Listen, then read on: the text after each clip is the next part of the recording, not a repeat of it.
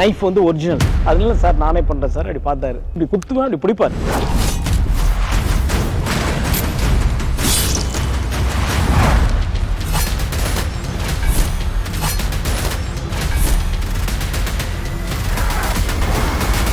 Jailer unlock super star Rajinikanth അഭിനയിച്ച mega block buster ചലച്ചിത്രം ജയിലറിന് പിന്നിലെ കഥ സബ് ടൈറ്റിലിനോടൊപ്പം നിങ്ങളുടെ സൺ നെക്സ്റ്റിൽ മാത്രം കണ്ടാസ്വദിക്കാം. ഇപ്പോൾ തന്നെ ആപ്പ് ഡൗൺലോഡ് ചെയ്യൂ. ഈ കേസിലെ എതിരാളികൾ നമ്മളെക്കാൾ പ്രബലരാണ്. അവരുടെ ഒരു സിറ്റിംഗിന് ലക്ഷങ്ങൾ വിലമതിക്കും. സുപ്രീം കോടതി ജഡ്ജിമാരെ വരെ സമ്മർദ്ദത്തിലാക്കുന്ന വലിയ വക്കീലന്മാരെ ആയിരിക്കും എതിരാളികൾ രംഗത്തിറക്കുന്നത്. കോടതിയിൽ നമ്മുടെ വാദങ്ങൾ വിജയിക്കുന്നതിനായിട്ട് നമ്മൾ ഏത് വക്കീലിനെ ഇറക്കണ്ടേ?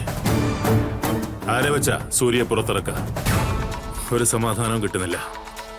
ഇന്നെങ്കിലും ആരെങ്കിലും തീരുമാനിക്കണം. അങ്കിൾ ഇങ്ങനെ ടെൻഷൻ ആവാതെ.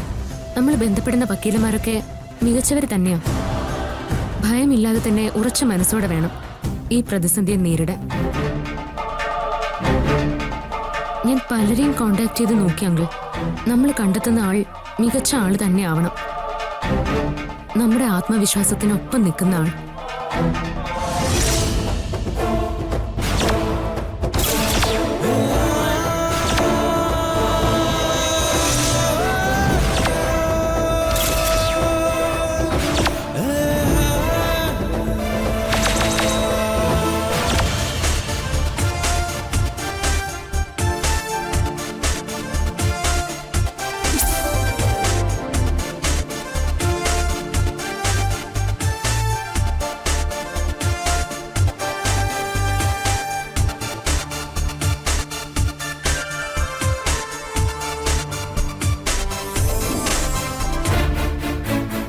നമ്മൾ വിളിച്ചു വരുത്താതെ നമ്മളെ തേടിയെത്തുന്ന സഹായമായിരിക്കും നമുക്ക് തുണയാവുന്നത്.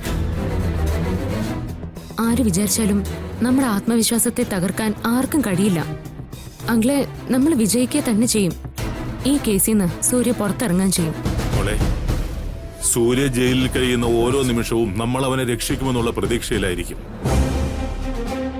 നമ്മൾ ഏത് വിധേനയും അവനെ പുറത്തു കൊണ്ടുവരുമെന്ന് അവനറിയാം. അവനുള്ളിൽ വിഷമമുണ്ടാവും. നമ്മളെ കാണുമ്പോ അവൻ സന്തോഷം അഭിനയിക്കുകയാണ്. അവൻ നമ്മളെ കാണുമ്പോ പുഞ്ചിരിക്കും. പക്ഷേ ആ പുഞ്ചിരിക്കുള്ളിലുള്ള വേദന നമ്മളെ കാണിക്കാതിരിക്കാനാണ് അവൻ ശ്രമിക്കുന്നത്. നിങ്ങൾ ഇങ്ങനെ ആലോചിച്ചുകൊണ്ട് നിൽക്കാതെ എന്തെങ്കിലും ഒന്ന് തീരുമാനിക്കേ. ദേവേട്ടൻ എന്താ ഇങ്ങനെ തളർന്നു നിൽക്കുന്നേ? ഭാവന ഓരോന്നും പ്ലാൻ ചെയ്തുകൊണ്ടിരിക്കുകയല്ലേ.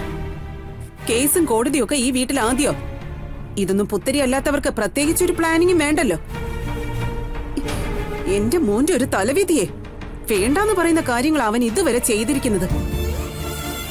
ഈ ഒരു ദുഃഖം കൂടി അനുഭവിക്കാനാണല്ലോ ദൈവമേ നീ എന്നെ ഈ ഭൂമിയിൽ ഇട്ടിരിക്കുന്നത്.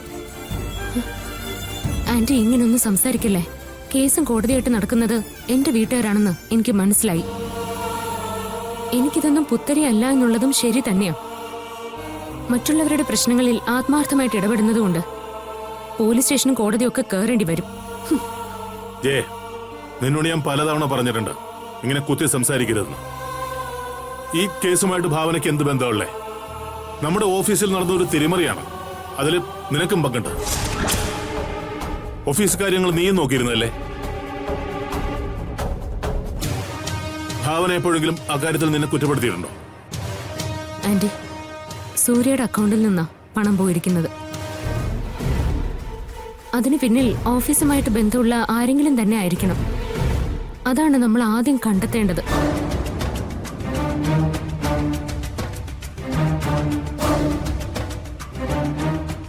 അതൊക്കെ കണ്ടുപിടിച്ച് വരുമ്പോഴേക്ക് സൂര്യമോൻ എന്നേക്കുമായി ജയിലിലാവും. അവനെ രക്ഷിക്കാൻ നിങ്ങൾക്ക് താല്പര്യമില്ലെങ്കിൽ പറ, ഞാൻ ഇറങ്ങാം. എനിക്കും ചിലരെയൊക്കെ പരിചയമുണ്ട്.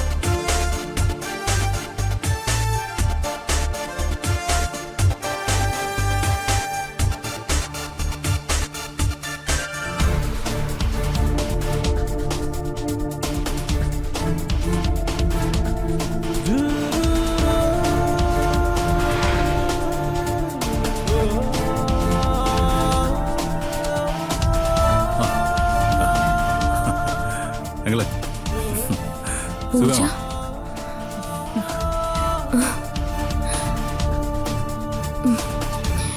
എന്താ ഒരു മുന്നറിയിപ്പും ഇല്ലാതെ? അർജുൻ അകത്തേക്ക് വാ.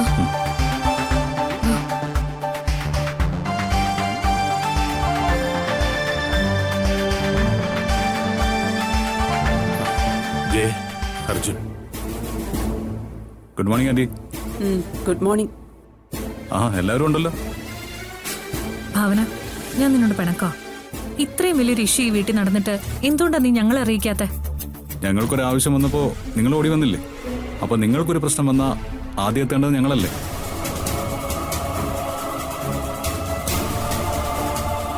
എന്താ ഭാവന ഇങ്ങനെ മിഴിച്ചു നോക്കുന്നത്? അങ്കളെ, ഇവൾ ഇങ്ങനെയാ ഞങ്ങളെ കാണുന്നതെന്ന് ഇപ്പോഴാ എനിക്ക് മനസ്സിലായത്. ഭാവനെ, സൂര്യ ഇങ്ങനെ ഒരു കേസിൽ പെട്ടിട്ട് നീ എന്താ ഞങ്ങളെ വിവരം അറിയിക്കാത്ത? പെട്ടെന്നുണ്ടായ ഷോക്കില് ഒന്നും തോന്നിയില്ല പൂജ. സൂര്യക്കും ഭാവനയ്ക്കും ഒരു പ്രശ്നം വന്നു കഴിഞ്ഞാൽ ആദ്യം ഇടപെടാനുള്ള സ്വാതന്ത്ര്യം ഞങ്ങൾക്കാ. അതിന് എന്ത് കാര്യമാണെങ്കിലും. അപ്പോ ഈ കേസിൽ ഞങ്ങൾ ഇടപെടാതിരിക്കൂ? ദേ, അജുവേട്ടനെ പോലൊരു വക്കീൽ നമ്മുടെ കയ്യിലുള്ളപ്പോ ഈ കേസ് നമ്മൾ പുഷ്പം പോലെ ജയിക്കും ഭാവനെ.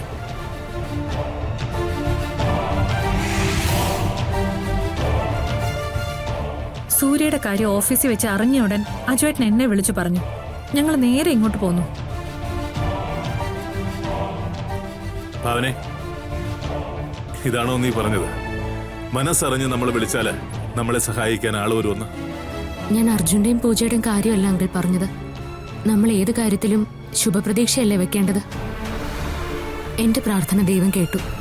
അതാ ഇവര് വിളിക്കാതെ തന്നെ നമ്മളെ സഹായിക്കാൻ എത്തിയത്. ആ അങ്ങളെ, ആന്റി, നിങ്ങൾ ഒന്നിങ്ങോട്ട് വരൂ. എനിക്ക് കേസിന്റെ ഡീറ്റെയിൽസ് മുഴുവൻ വേണമായിരുന്നു.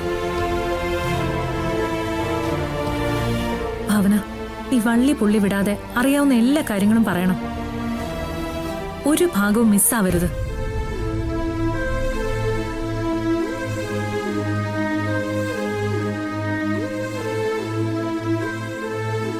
പൂജ, എന്ത് ചെയ്യണമെന്നറിയാതെ പകച്ചു നിൽക്കുന്ന സമയത്താ നിങ്ങളുടെ വരവ്.